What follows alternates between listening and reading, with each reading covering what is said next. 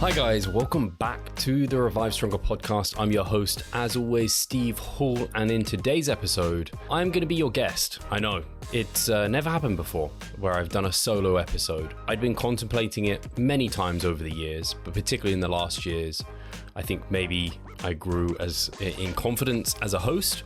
And also this week, I had two guests unfortunately cancel on me, which left me a little bit open. And I thought, hey, perfect opportunity to see if you guys enjoy a solo episode from me. And you will have seen from the title or the thumbnail of today's episode that I'm going to go over 10 lessons from over 400 episodes that we have recorded on the Revive Stronger podcast, which is absolutely insane that the podcast has now been going over 7 years and I have not missed a weekly episode.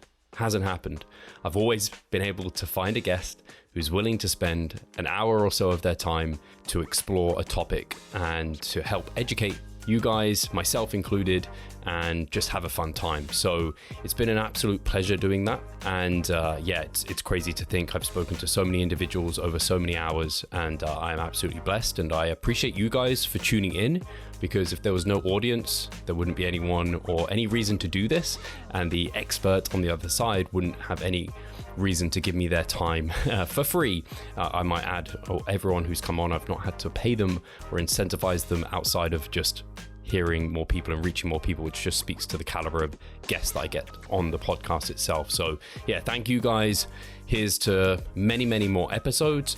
But today we're going to be going over 10 lessons from those 400 plus episodes. And these are just lessons that almost immediately came to mind now. I haven't gone through every single episode, re-listened back and tried to pull apart everything. They're the ones that are front of mind now that I am also someone who's been in the fitness industry for over 10 years, where I've been coaching full-time online for over that time. And I've now been competitively in bodybuilding for 10 years. This will be my decade of competitive bodybuilding. Obviously, outside of that, I have over 5 years experience there too. And so, yeah, I think this I hope this will be useful. And I really, really do want your feedback on this. If you hate it, let me know, because I don't want to do it again if you hate it. But if you enjoyed it, I'd love to hear that too, because there is opportunities to do Q&As potentially, or even have things outside of like 10 lessons. That there could be other episodes that could be quite comfortably done as a solo podcaster. Of course, I typically don't talk that much. I'm already feeling a little bit uncomfortable. Will I be able to make it for the hour? Maybe if I keep rambling like this. But guys, thank you. Without further ado, let's get into the show.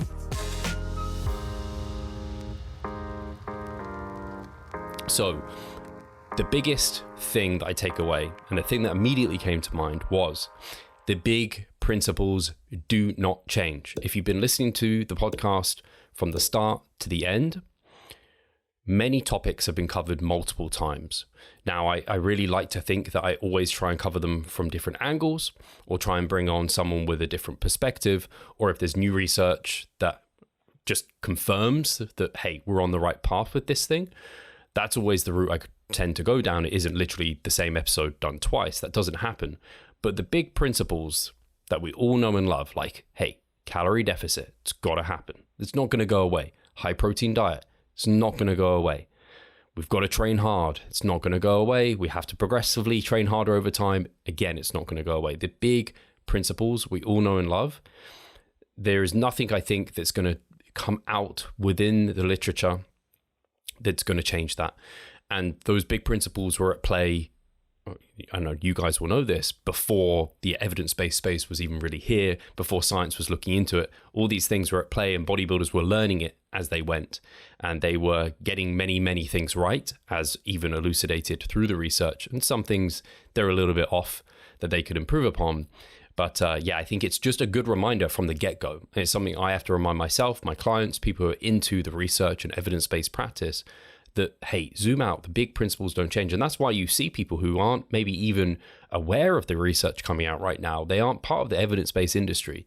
They know well enough the principles, and so they can still get results. It might not be the most effective way to do it necessarily, but the big principles are always going to be the big principles, which is why when I think about kind of marketing terms that talk about advanced training techniques, what works for the advanced person is still what was working when they were a newbie. It's just it has to mold and develop to their new circumstance, their new body, to create and generate adaptations. But things like overload, progressive overload, fatigue management, adherence to the program, those like big key rocks of training are going to be there. Calorie deficit, macros, food composition, then lesser details on nutrient timing, those elements, that they're always going to be there. They're probably always going to be in that kind of order. That pyramid from Eric Helms is always going to be there. So it's just one of those things, you know? So that's lesson number one. I think I probably pushed that home well enough. Number two. So as you guys know, I talk to experts, many PhDs, many very experienced coaches or trainees within the field, and particularly natural bodybuilding, of course.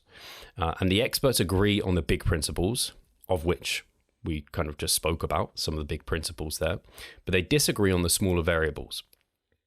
And I think sometimes that leads people to be confused and lost, and also can sometimes lead to tension that is unnecessary, and people might pit experts within the field against one another.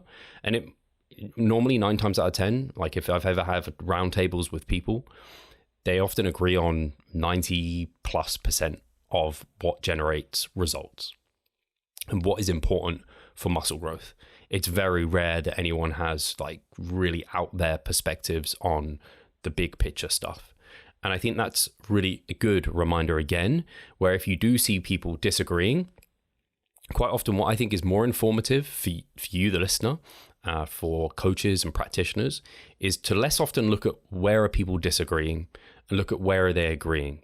Because more often than not, that is more informative than the disagreements. The disagreements are almost often noise, interesting, and there's just as much one person's going to be right than the other person.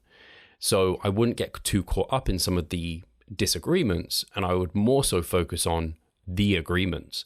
And it will just really remove the noise that could be just putting you off in terms of your own journey, your own coaching. And in fact, that might be where you also disagree with some of the experts, and me too. There's some small things that some people do that come on the show that I'm like, I wouldn't do it that way. Something that comes to mind as an example, something like refeeds.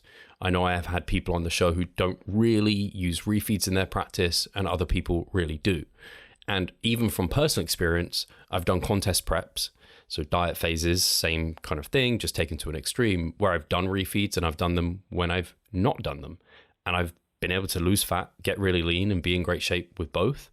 But I have my own individual preferences, and maybe too will your clients. So there are some of these tools that aren't like black and white, yes or no. They are something that you can discover and use, and tools. And so from my perspective, when I have guests on and they have these different uses of various tools that aren't kind of, hey, like you're not going to find someone who comes on and says that a calorie deficit isn't absolutely vital for fat loss. You're not going to get someone saying that. But there might be people that are more high carb, more lower fat, might be people who don't think it makes too much of a difference. And that's where I can pull apart, okay, kind of what's going to work for me, what have I seen work, and that's where you can come to your own personal perspectives as well, and not just kind of follow one guru's idea of how to go about things. So this leads me to, and each of these points kind of lead one into the next, so hopefully that's helpful for following along. The next one is, there are many roads to Rome. For those listeners who listen to what I have to say on the podcast, you will have heard me say this so many times in the last year, probably. And I've so much so I've had to find different ways of saying it, like many ways to skin a cat or many ways to layer a cake. Like there are many opportunities to get to that final destination. There is not one set way, which I think is fantastic because that's kind of individual difference. Yes, we all know to get from south of the country to north of the country, we have to travel in a certain direction. But whether or not we go a little bit left, a little bit right, we travel by bike or airplane or whatever it might be, we can get there via many different routes. And there might be some routes that suit certain individuals at various times. You might even decide to try traveling down a different route. There are no shortcuts. That's the thing that I think we can all agree upon. I think, unfortunately, science sometimes comes under the fire because people think that scientists evidence-based practitioners are trying to use it in a way to make things easier for themselves. And I don't think that's true. An example that comes immediately to mind is flexible dieting. So science has discovered that, and if it fits your macros became a real thing through Alan Aragon and associated individuals like Lyle McDonald, Dr. Joe, who was recently on the show. And they kind of found, hey, so long as you kind of match macros, fat loss seems to be equivocal, like results seem to be pretty equivocal. Obviously, there's nuances there in terms of food composition, like nutrient timing, supplementation, of course. But like the big rock is, hey, if it fits your macros, you're all good. This came from the bodybuilding forums. That's kind of where that terminology came from. And yeah, obviously you can take some of these things to an extreme, and extreme if it fits your macros isn't right. But anyway, what I'm trying to say is people may look at flexible dieting. Let's just say there's this avatar of this extreme old school bodybuilder. It's like, no, you have to have like your chicken, rice, broccoli. That's the classic, right? Or maybe some white fish in there. That's going to be okay. And if you're choosing to have like whey protein and I don't know, cornflakes rather than chicken and rice, how dare you? This is not like old school bodybuilding is going to provide a better route to success. It's like, hey, actually, flexible dieting isn't a shortcut. I'm not trying to make it easier on myself by picking foods that I love and enjoy, because I can actually then, in certain situations, make my life like quote unquote harder. An example would be that bodybuilder might just be a recluse that eats their foods at home or eats out of Tupperware everywhere they go. Whereas if you have an event, an occasion that's really important, like a wedding, you might actually try and fit into your macros some of the meals and foods that are at that event. And that can be more challenging. It allows you to continue to allow bodybuilding to be part of your life, not your life, if that makes sense. So I think that is a way of doing it. Another example actually that immediately comes to mind that I think a lot of people will be able to resonate with as well is using something like bands. Often people argue against bands, using a band on a hack squat, for example, that helps you at the bottom where it's very challenging within the hack. And they'll say, hey, you're just using that to help you. You're making things easier. But the people who are aware of why they're trying to use a resistance band would say, hey, no, I'm actually trying to make it harder for myself. I'm helping myself to better match the strength to resistance profile of the lift. I know I'm weaker there, so then I can actually continue to get more reps and make it very challenging. And ultimately, if both individuals are getting proximal to failure, which is ultimately what is important for muscle growth, like it's not easier. There's no easier route. What I will say is I think science should help you get there more efficiently. And I think we are learning how to do things more efficiently and effectively and ultimately make it more part of our lifestyle, which I think is great. So I don't think science makes things easier necessarily. I don't think you can use science to make it easier. There is no shortcut. Training has to be hard because we have to create a stress response. It comes back to the general adaptation theory from Hensile, and you can't get around that. You got to make stuff hard to be able to cause a stress response to adapt. You've got to get into a calorie deficit. But if you can pick and choose foods you love versus foods you hate, then that's cool. But you're still going to be hungry at the end of the day. And you might decide, oh, actually, it's not worth having this delicious food I love, even if I can fit it in my macros, because I'm not going to adhere to my diet now. So anyway, I'm on a ramble tangent, I get onto those myself. And so, yeah, there are many roads to Rome, but there really aren't any shortcuts. There might be some more efficient routes, but those are marginal compared to just making sure you're on the right path. So we're on to number 4 now. A lot of diet and training differences can come down to personal preference, and that is more important than any small optimality you're attempting to get. Optimal is a fallacy. As a coach, I use science, I use my experience as an evidence-based practitioner to try and get my clients more quote-unquote optimal results. But I think sometimes people can look at optimal the wrong way and they get it kind of wrong.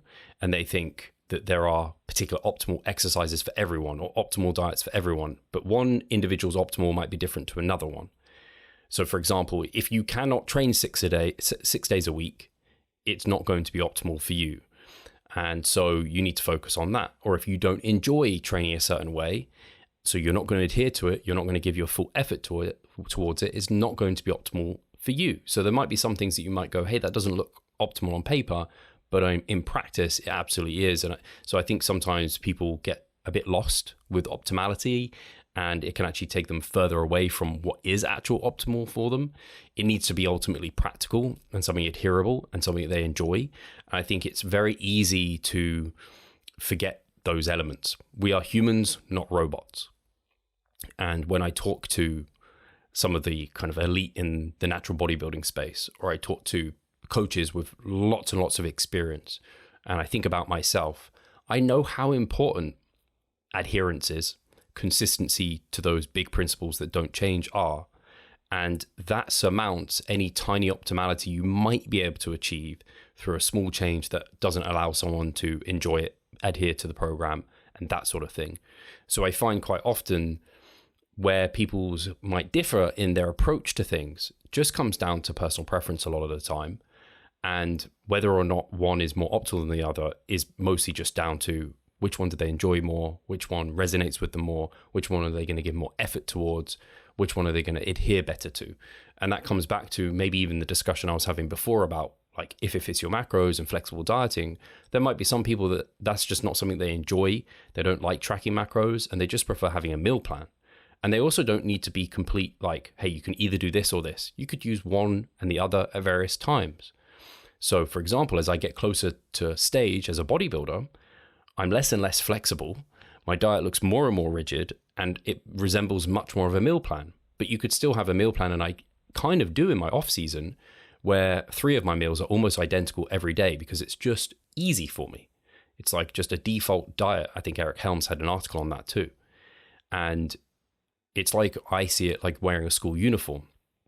If you have a uniform for work, school, whatever, you know what you're wearing. You don't have to think about it. It just allows you to be more effective and efficient with other things. And that's the same with the diet. Like if I just keep it kind of the same, it's cool. And then in the evening, I can have a bit more freedom and fun there. And in the off season, that's brilliant. And so I think, yeah, there's many tools in your toolbox. Preferences need to be taken into consideration. And especially if you're a coach, you can't have your just like dogmatic, this is the way I do things. And if that doesn't work for you, then bye. You want to try and customize it to the individual because, as I said, we have tools at our disposal. There's many things that fit the big principles, but there's like individual difference that you can use. High volume versus low volume, high intensity with reps in reserve, meal plans versus not, habit tracking versus like strictly tracking everything and weighing it on the scale.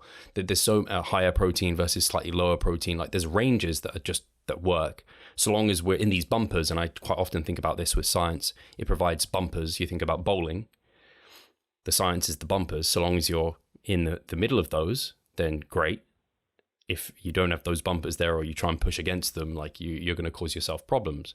And within there's so many ways you can get down to the end and hit the pins. So this is definitely something I think about a lot, where a lot of the differences that I hear people having just come down to personal preference because they're all getting results because they fit the big principles. Now, number 5, maybe I'm going through these a bit quickly. Maybe this won't be an hour podcast. Maybe it will. We'll see. Anyway, bulking.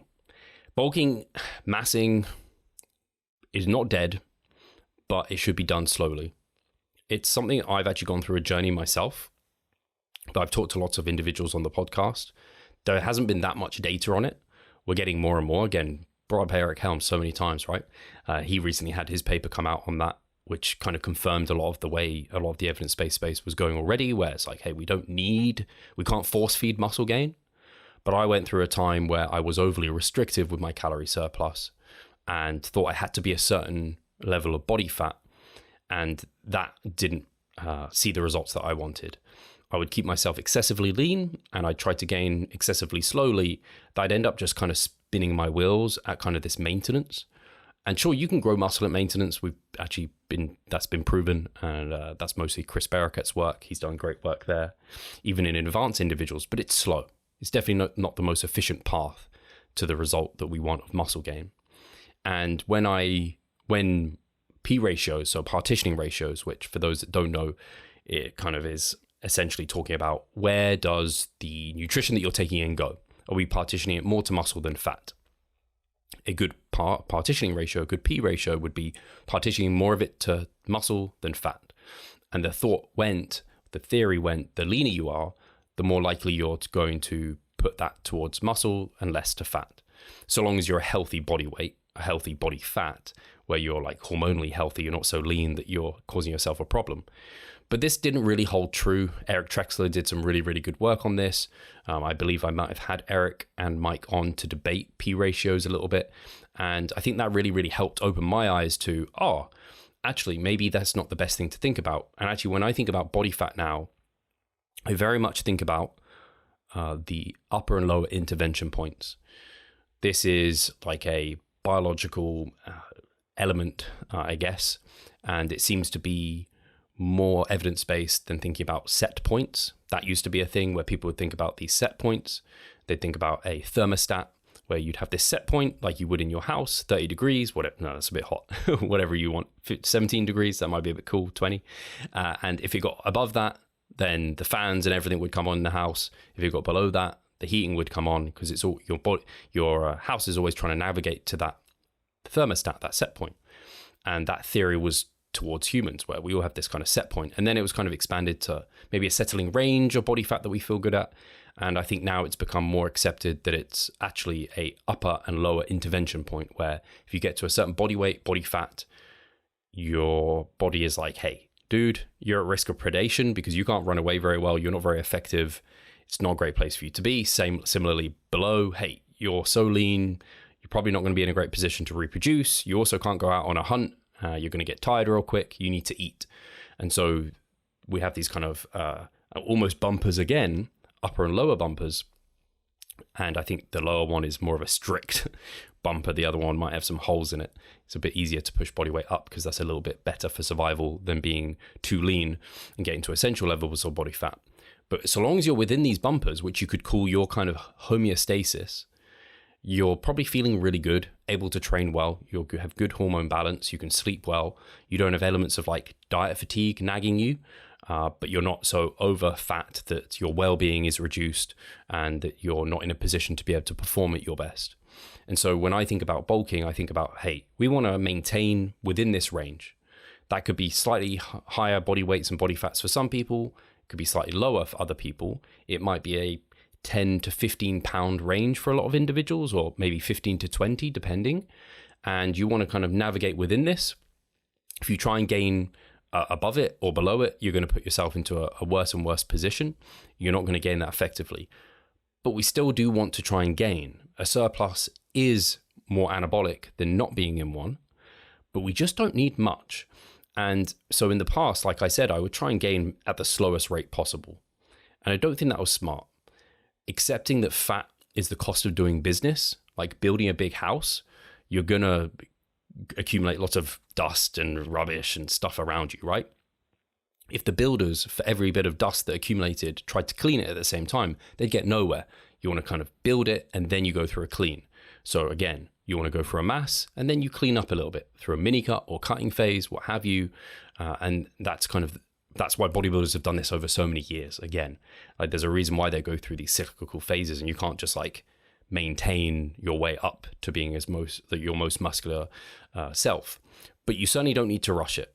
And so I kind of went from one extreme of trying to gain incredibly slowly to then gaining maybe too aggressively and really force feeding at various times. Whereas now I kind of pulled that back and found this middle ground. And the recommendation from the paper of Eric Helms, and this is my recommendation too, is about 0.25 to 0.5% additional body weight per month, and scaling that to your ability to gain muscle. So the more novice you are, the quicker you can go, the more advanced you are, the slower, but also taking into consideration like how good is your sleep, your training, your nutrition. If all those things aren't in a great place, but you're novice, you probably don't want to push the surplus too much. But if everything's in your favor, then yeah, go for it. But I'm much more happy to see weeks where I maintain, whereas in the past I'd be like, week at maintenance, that's like time left on the table, that's inefficient. I'd be gaining more muscle if I was in a surplus. Whereas now I'm just like, hey, very infrequent changes. Your body doesn't adapt upwards anywhere near as aggressively as it might downwards. It does differ person to person, but typically you give yourself more food and Your body doesn't try and fight kind of gaining the weight. It normally just like will gain weight for quite a while. And long and slow is kind of my overall feeling and sentiment on it. If someone gains for like 6 months, but a bit slower than, that range, I'd much prefer that than gaining a bit too fast and then gaining only for like 2-3 months. Because muscle growth for a natural is like watching paint dry. It's incredibly slow, especially for an advanced natural. You don't really know if it's happening. So you just want to put yourself in the environment for growth for as long as you can and ride that out for as long as you can, because that is going to be so much better. Again, I think about it like a week at maintenance just means, wow, you can gain and train hard for another week. And I come back to training because training is the light. Sorry, I always say the light. It's the match that lights the fire for muscle gain. So incredibly important, more important than nutrition. Nutrition is just permissive. It's fuel on the fire. You don't get to light that match though without high quality training. So if you're training high quality, you're at least at maintenance plus, really, really good position to be in. So yeah, bulking isn't dead, but it should be done slowly for sure. So number 6, there are some excellent rules of thumb out there, but you have to focus on the individual at hand to get the best results. One that immediately comes to mind is it will be well accepted by you guys that you'll have heard 10 to 20 sets per muscle per week is the evidence-based recommendation for training volume, as long as you're proximal to failure. And that recommendation is a good rule of thumb. It's probably the best we've got, but there's lots of caveats to it that I don't think people necessarily know about. And that is things like the training studies, like who are they on? How well trained are the individuals? What muscle groups are actually trained? How do they kind of account for set volume? As an example, I always like this one. All right, I'm pretty damn sure squats accounting towards quads, but also hamstrings. Weird, huh? And it's interesting how that happens, but I would say most of us would say 10 to 20 sets for hamstrings, especially like anything above 15 is pretty high for hamstrings. Very common for people to respond well to less than 10 sets. And the research studies are also only done for a certain length of time, right? Most training protocols within research are only done for 12 weeks. So that's the recommendation for that length of time. But what if it was longer than that? Does then that change? I'm not sure. I think we'd all agree if you needed to grow as much muscle in the shortest period of time possible, you throw the kitchen sink at it. But we've got years of this. So maybe actually there's one that becomes more sustainable.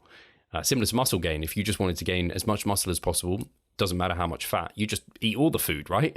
Do all the training, but that can lead to a lot of fatigue, a lot of fat gain, and that might lead to less efficient training in the long run. It's just something to bear in mind.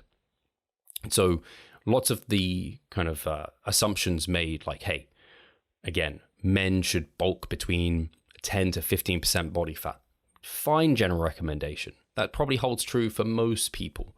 But there's going to be some people that feel best, maybe 15 to 20% body fat, and they should hang out there most of the time versus lighter than that or leaner than that. And so I think it's just so important to remember the individual and how you're responding in real time, because otherwise it could lead you to down the wrong path. It could be similar to your favorite fitness guru doesn't like a certain exercise, but you try it. Hopefully you try it. Don't not try things because someone doesn't like it, especially if it fits all the parameters for what would be a good exercise, and it just fits you like a glove. It feels amazing, but you're just like, but this person doesn't think it's that great, so I'm not going to do it. But you're getting a great response from it. You could be missing out on the thing that works for you. And that brings me back to, again, these are general recommendations based off research, which give you like the average outcomes. But if you dig into research papers, as we often speak about on the podcast, you'll see there's people at ends of the spectrum, right? It's on a bell curve. You have your average, you're probably average, but you might be at either end of the spectrum. And there are definitely people within research papers that will be there. So it might be that you need much more volume than that, or it might be that you need much less than that. So you have to just remember that it's a great place to start, these general rules of thumb, but it isn't the end point for you. Which leads me to point number 7, which is very, very similar actually, which is science is never providing answers. it is only giving us clues, pushing us further to the truth. And that's a saying I really like, is that like science is just the surest path to the truth, because it's a much higher quality of evidence than anecdote. I'm just gonna have a drink. Do you not see the progress you would like? Are you sick of writing your own programs? Or perhaps you need some accountability in order to stick with a plan? Then it's time to start working with us. We at Revive Stronger offer a truly personalized coaching service. You'll get more than just an email with some macros or random cookie cutter program. With Revive Stronger, you will be the center of our attention. You will receive your own fully individualized training protocol alongside a customized nutritional strategy. We created the coaching around your needs, wants, personal preferences, and your own unique lifestyle. Every single week, we delve into your program in order to make appropriate adjustments so that we get the most out of your time and the best possible outcome. We help both female and male athletes to seriously change their body composition by adding more muscle mass and decreasing fat tissue. No matter if you're a competitive bodybuilder or just want to look better, if you need help with your progress and taking your physique to the next level, our coaching is for you. It's time to make a change. Sign up today and let's revive stronger. So what was I saying?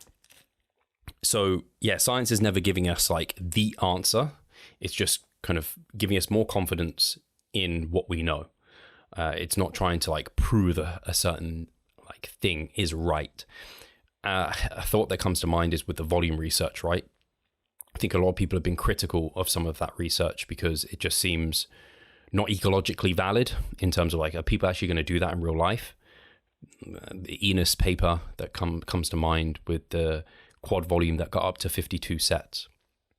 It's like imagining that. It's like crazy, isn't it? 52 sets of quads in a week. I'm almost certain that there was hamstrings trained, but at a very low volume, probably round maintenance or slightly above. And they didn't monitor whether or not the individuals trained upper body. But I mean, I doubt there's anyone listening to this that is training 52 sets or ever has trained 52 sets for their quads. Maybe you have. I've certainly gone very high in volume for my back before. Like, I almost don't want to say it, but I think it was up to like 70 sets. Sounds ridiculous. I believe I was almost training every day with like 10, 15 sets. So yeah, it was not smart, but sometimes you have to go there and learn. And that allowed me to learn the importance of quality and how once you get your quality down, you don't need as much quantity. And I was much too afraid to like push myself through other means like relative intensity than I was volume, which is really strange. But yeah, anyway, I'm going through a ramble side tangent there. Again, coming back to it, science is never giving the perfect prescription for things. So you can't look at one paper and be like, okay, that's how I train.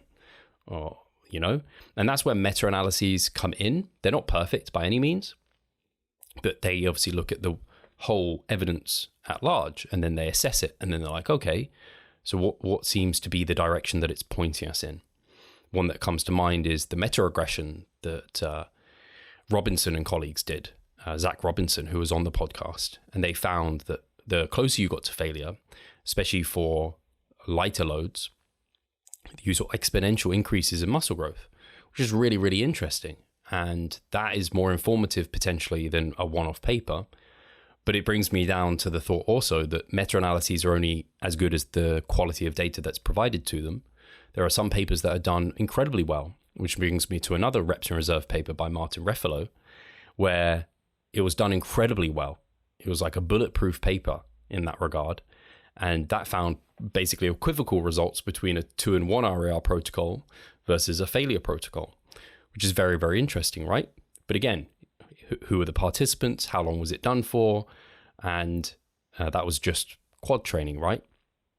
So it's all of this stuff is just interesting, and you just take it in, you see a new paper come out, you absorb it, you look at where you've been in terms of your principles and what you think works for growth, and then it lets you nudge you in a direction. So for example, with the Reps in Reserve, when I saw that paper from Zach, I was more convinced that we should train a little bit closer to failure to hedge our bets, because we saw better growth that way. And because I'd also come from the background and had many clients come to me who are doing, I would say, exorbitant amounts of volume, where lots of muscle groups were 20 plus sets, and their quality just wasn't there. And so I found much better results with myself and clients in the last years, pulling more on that volume lever. Sorry, exactly the opposite. More on that intensity lever than on that volume lever.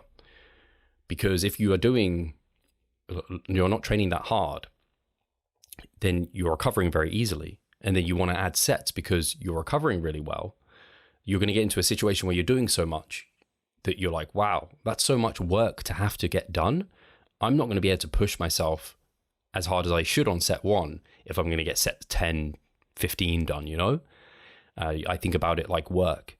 If I, in a day, had to do 50 client check-ins, I mean, it would be a nightmare. It would be an absolute nightmare. My clients would start leaving me very, very shortly. That's like the number of check-ins, I don't even get through that many in a week.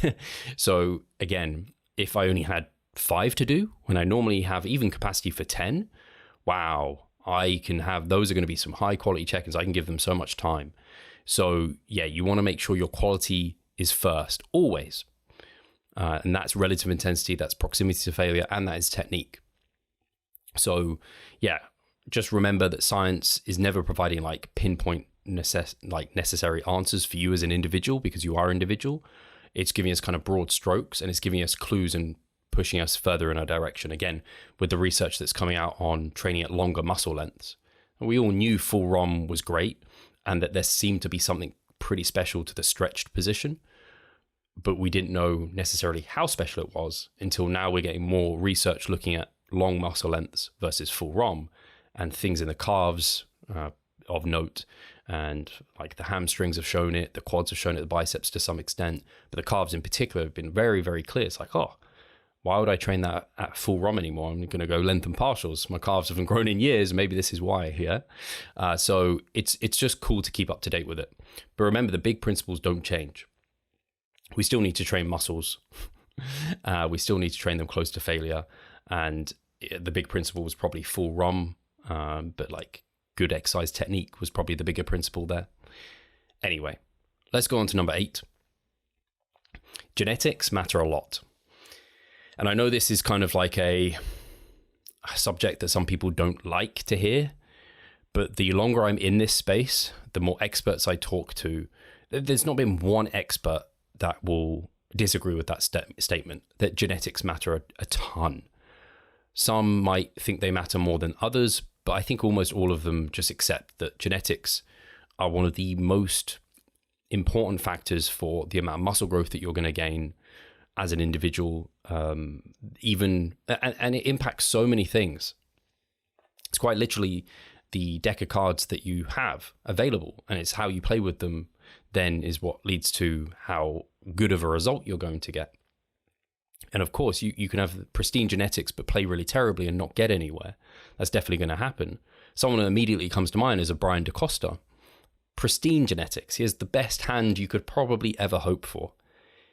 When he didn't play that well, his first, second, I can't remember precisely, season of bodybuilding, he lost out to someone who probably doesn't have as good genetics as him because he didn't play his hand that well. But when he got everything in place, when his genetics worked hard and he worked smart, he won everything.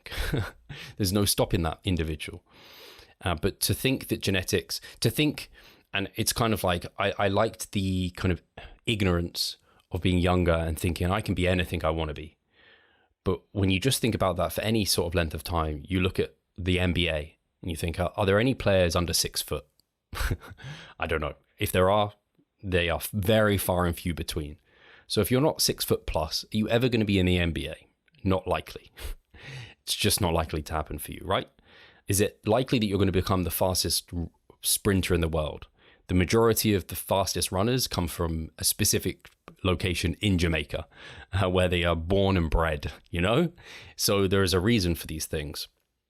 And so when I think about bodybuilding in particular, and this became very obvious to me as a judge, you see people's structure, how they're built. You can't change your clavicle width. I'm not aware of any plastic surgery that can do that either. Of course you can grow your delts. You can make yourself look wider. You can't change that. You can't change how your muscles insert the bellies, the roundness to your physique. So there are some people that you can see their frame, they're just built for bodybuilding, and there are other people that aren't. You could have the same amount of muscle as another individual, but if it's put on you a little bit nicer in regards to symmetry, then you're going to look that much better and you're going to be that much better as a competitive bodybuilder. And I come back to bodybuilding often as top trumps, where not everyone has everything is like I don't know what the scoring is, but let's say it's 100 out of 100 on these factors. It's very rare you get someone with 100 out of 100 on every single aspect. Normally they score high on some, low on others. I think about myself as an example. I find getting leaner better than most, easier than most, let's say that. I diet on more food than most. I have better arm genetics and muscle insertions and bellies than most. But I don't have wide shoulders. I don't have a small waist. My symmetry is not that great from the front. My X-frame is not beautiful. So like I win in some areas and I lose in others. And so when I come up against competitors that maybe have better elements on some elements, but I have better in the others, and they haven't nailed down everything they can, like I can win. So ultimately, it comes back to genetics are incredibly important. They impact so much of your ability to grow muscle. So we're all on our own journey, and understanding that they matter a lot, but there's nothing you can do about them is about as far as what you need to take it. If you try and take it beyond that, it just becomes frivolous. If you try and determine whether or not you have good or bad genetics, it's kind of frivolous. Probably if you're thinking about that question, you don't have amazing genetics, because I think if your genetics are really good, you probably kind of know. And if they're not, they're probably average. And if they're below average, what does it matter anyway? What are you going to do different? Are you going to not put in your best efforts to maximize your own physique progress, or are you going to work even harder? I often find people who are less genetically well endowed work harder than those who are more genetically well endowed. And so it's actually interesting. I know I'm not spoken to this individual on the podcast, but it's a book that I have to my right, The Sports Gene. And he spoke about this, where actually like the top athletes are quite open to genetics being really important, because if they're not the best at something, they know they're like, hey, it's not because I don't work my absolute arse off. I work just as hard as Usain Bolt to be the fastest 100-meter sprinter. But his genetics, look at him. He's just pristine, built amazingly. And I think that's something to hold on to. Like, and why, particularly again, I speak of Eric Helms, but many competitors who have come on and spoken about their journey to stage, it's a very intrinsic value to them. Like their self-worth isn't their stage presence, how muscular they are, how good in photos they look, how many likes they get on Instagram. It's about, they know the effort they've put in to get the result that they've got. And what I'll say to you, the listener, if you are someone who's like, you don't think you have the best genetics, you're almost maybe a bit disappointed with the results that you're getting, smell the roses now and then. Don't just look back a week. Don't look back a month. Look back the last 5 years. See how far you've changed since then. I can be an example of this. You look at me, like if you're on YouTube, you can go back and look at some of the early kind of physique updates that I was putting out. And this was after years of training already. I don't look anything impressive, but now I've got to the point where I will actually get people thinking that I'm not natural, which is absurd to me considering where I've been and the fact that people would take the piss out of me for how little muscle I necessarily had on my physique.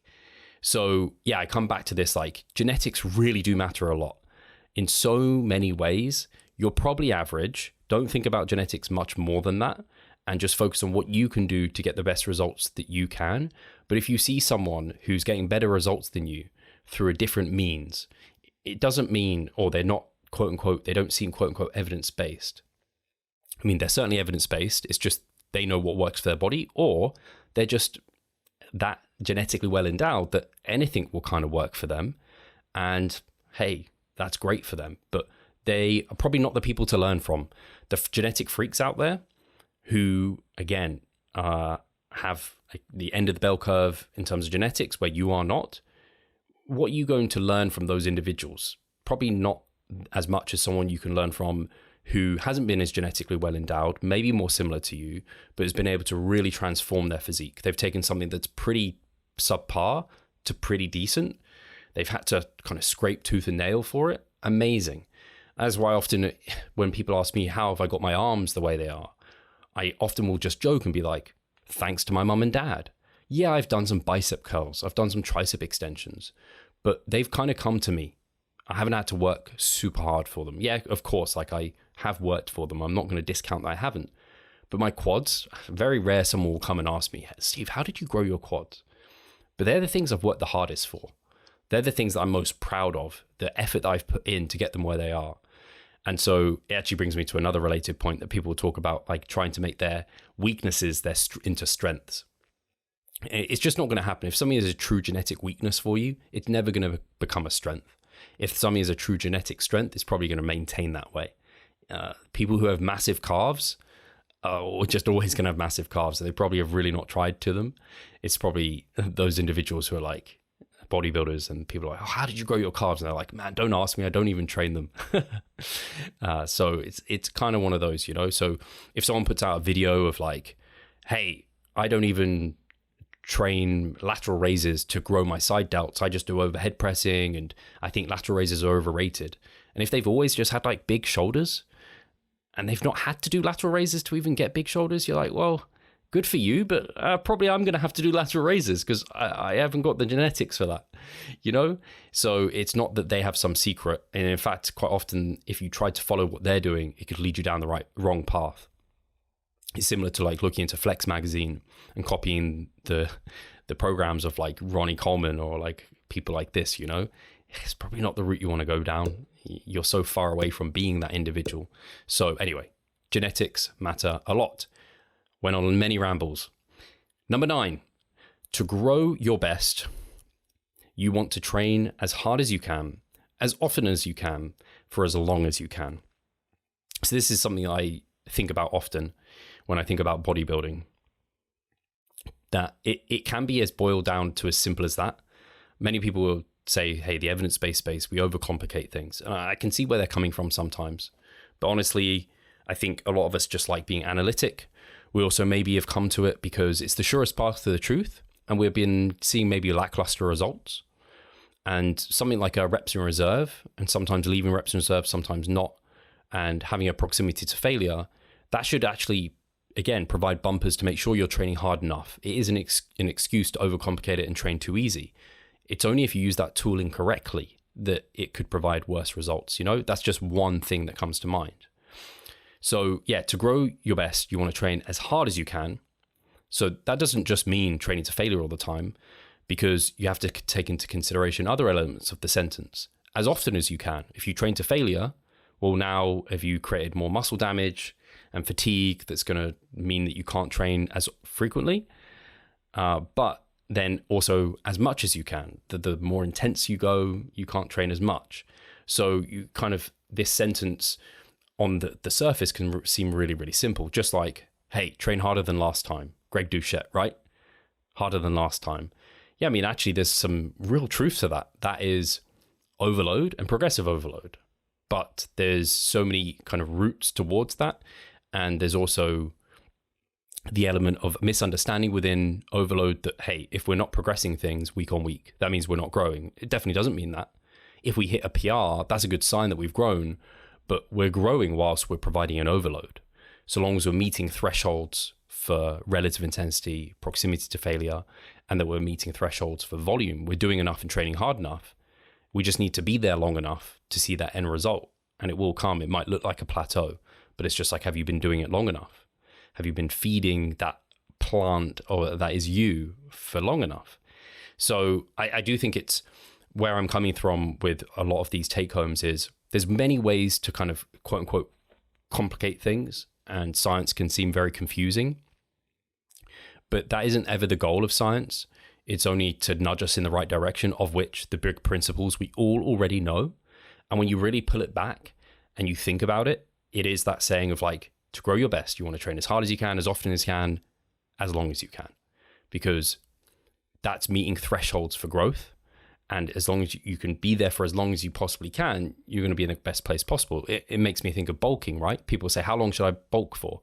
Well, you want to be in a surplus because that is going to put you in the best place possible to gain muscle.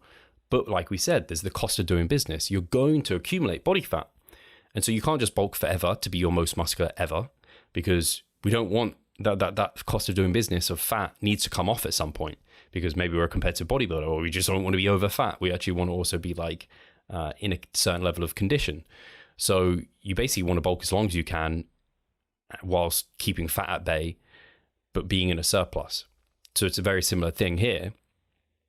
You want to train as hard as you can, as often as you can, as long as you can. You have to balance these, because if you push one too hard in one direction, you're not going to be within the threshold that's going to be leading to the best results. I kind of think about this as maximal adaptive stimulus versus maximal adaptive volume from Mike Israetel, because I think stimulus is maybe a bit of a better term, because that takes into consideration proximity to failure, exercise selection, other elements other than volume that would implicate stimulus. You can't just think of stimulus like that, or volume that way. Volume is more the dose, and then intensity is like a better idea there and better proxy. But exercise selection, of course, impacts this too. Like 5 sets of squats isn't the same as 5 sets of leg extensions, but on paper they look the same. It's 5 sets. So yeah, it's just something to think about. So the reason I come back to the bulking example was because for as long as you can is the last part of that sentence. And I think it's broadly accepted. And Dr. Pack's work on looking at deloads, that kind of top level coaches, you all seem to use deloads within a certain paradigm. That cumulative fatigue seems to be a thing. It seems to be that when we overload, we generate fatigue, and that over a certain amount of time, we get to such a point where we have so much that we need to kind of pull back. So if you train really, really easy, yeah, you can train forever, but you're never really overloading. So once you've met an overload threshold, and you need to keep progressing that over time, otherwise you will fall under it, because we adapt over time. We need to add reps and load at some point, keeping other things steady potentially. We need to do that because we'll adapt, and suddenly 3 RAR becomes 5 RAR, and it's like, oh, now we're outside of that threshold. We're going to accumulate some fatigue, which is kind of the cost of doing business.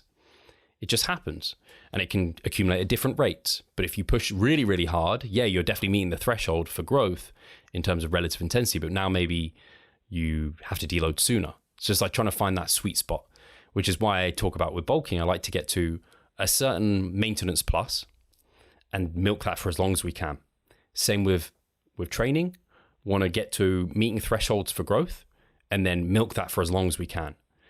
Because then we're just in this position where we're growing, and that's really, really good. Every time we have to pull back, that's to ameliorate the fatigue we've accumulated through, say, a deload, days off. Then we reset, but that's time that you're stepping sideways for a moment, right?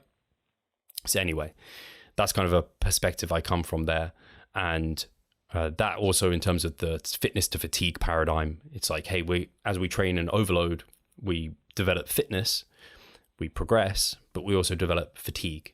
And the difference between the two is performance. It's like when your performance is plateauing, they're kind of meeting one another to the point of which fatigue starts being higher than our fitness characteristics, and then performance might start dipping off, and so we deload.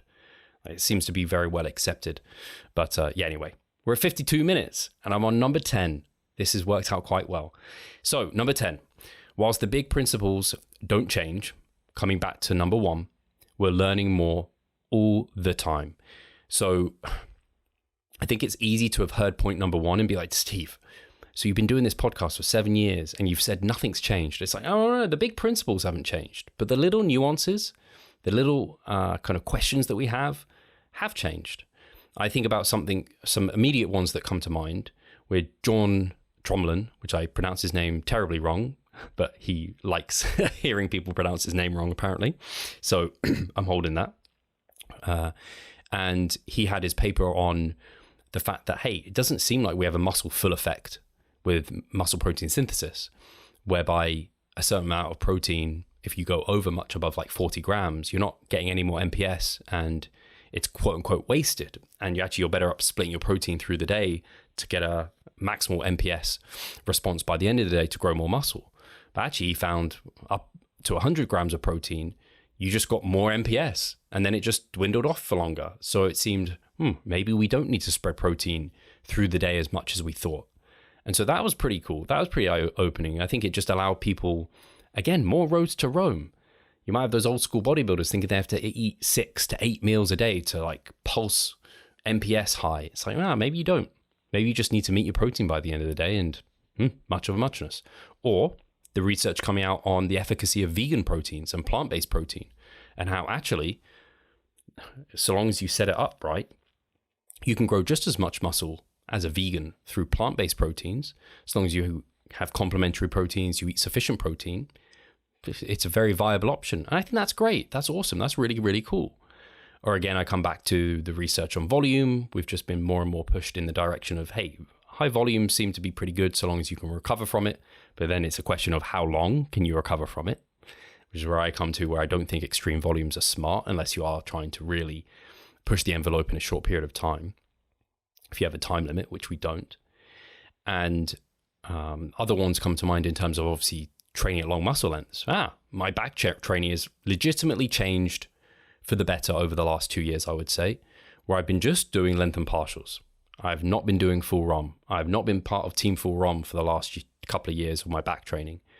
And it just makes so much sense, I don't need to dig into why that makes sense. I think a lot of you have been listening to that sort of literature.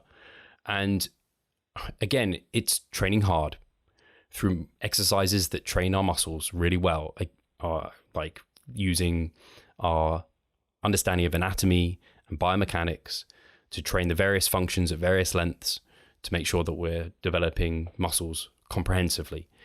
And so, the kind of bigger principles will remain. And so old school coaches will still generate results with their clients, but they might not be the best ways to go about it. There might be more efficient ways. There might be quote unquote more optimal ways. Think about some of the research coming out on like diet breaks. It's like, okay, so diet breaks don't seem to be providing an obvious benefit that you have to take, but they're a tool in the toolbox where for some people, taking a bit of time to break up the diet at maintenance can lead to better adherence, less hunger, less dissatisfaction with the diet, and they might adhere to it longer. That's really cool. That's pretty notable, I would say. And so I really appreciate the experts that I get on the show who are doing the research, funding the research, and are coming on to the podcast to explain their findings in a very practical way that we can take and start as coaches. These are all tools in our tool belt.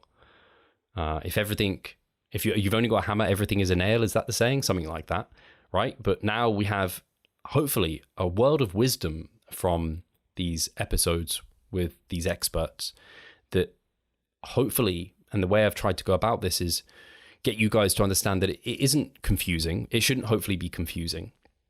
It should be liberating that the experts agree on the big rocks, the big principles. Those big principles are not going to change, unlikely that we're going to get away from those at any time.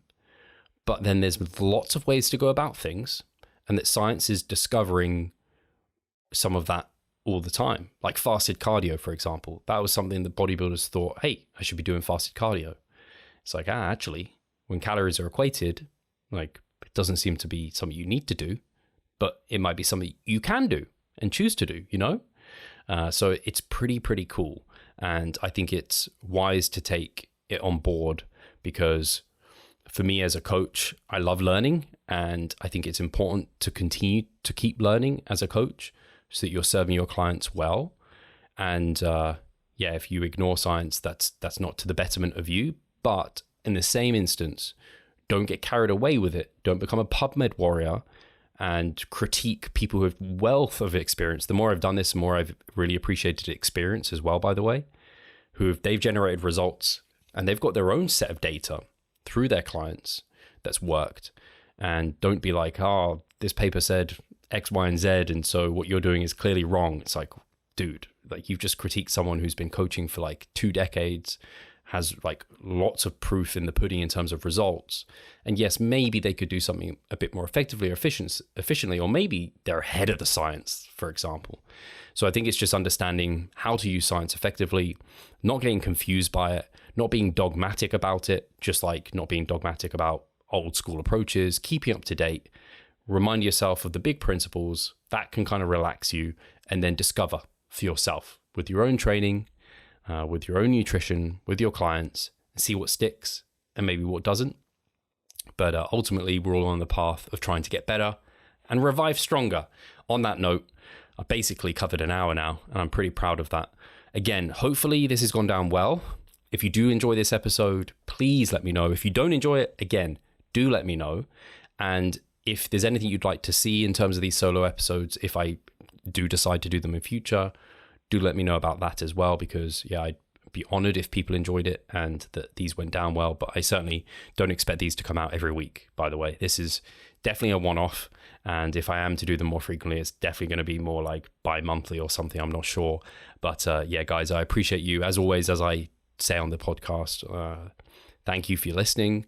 If you enjoyed this, do share it, drop me a comment, drop us a review over on Spotify. Really appreciate all of the love that you provide there. Do subscribe if you're over on YouTube. If you check out YouTube, are you checking out my vlogs? They come out every other week. They're on the members site a little bit early, but you can see at the moment I'm in prep, so you get some insights into that. And as always, we have the improvement season still going on YouTube. You'll be able to see it here. Me and Pascal recently had Mike Chalice on the show, who is also a coach at Revive Stronger. And that's on Spotify under the Improvement Season podcast. So it's a separate podcast if you want to check that one out. Much more laid back. And it's always fun times over there. But guys, I'm going to leave this here. Again, appreciate you, and Revive Stronger. I'll catch you in the next one.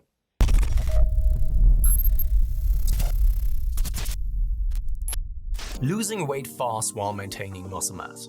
Sounds too good to be true, doesn't it? It isn't though. It's reality, and we know how to do it, and we will help you achieve this. The Minicut Movement is an 8-week fat loss program to make you lose a huge chunk of fat while maintaining muscle mass at the same time. We will support you from the beginning to the end so that you see the results you would like to and come out of it much stronger. You'll receive a fully automated spreadsheet that is based on your nutritional needs. You can choose between 6 different male and female training templates. Over 30 videos will guide you through each and every single step of the Minicut so that you're getting the most out of your journey and that you always know what to do. But the best thing is that you can start whenever you want. The Minicut Movement is open 24/7. So if you want to learn more or you're ready to sign up, hit the link in the description below. So let's revive stronger together.